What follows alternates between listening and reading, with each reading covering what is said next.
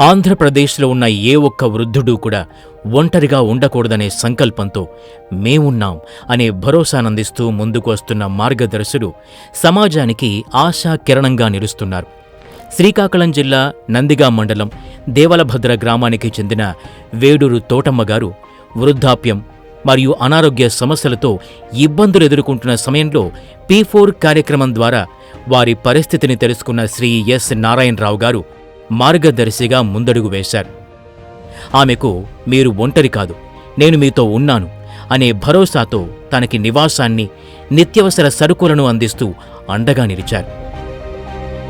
నా పేరు తోటమ్మ. నాకు అవ్వులు లేరు, తల్లిదండ్రులు అవులు. ఇప్పుడు మట్టుకు నాకు దత్తంగా తీసుకున్నాడు నాయనూరు ప్రసాదరావు. ఆ నాయన దగ్గర నేను సంతోషంగా ఉన్న నేటి కావాలంటే అవి ఇస్తున్నాడు. నా పేరు సర్ల నారాయణరావు. తోటమ్మ అనే వ్యక్తి, ఈవిడ నిరుపేద, పూర్తిగా ఏ ఆధారం లేని తోటమ్మకి మేము కొంచెం చేదోడుగా ఓదోడుగా ఉండి కొంత ఆర్థిక సహాయం గాని, ఆరోగ్య రీతి గాని ఏదైనా ఉంటే మేము ఆవిడని దత్త తీసుకుని మేము సహాయ సహకారాలు అందిస్తున్నాము.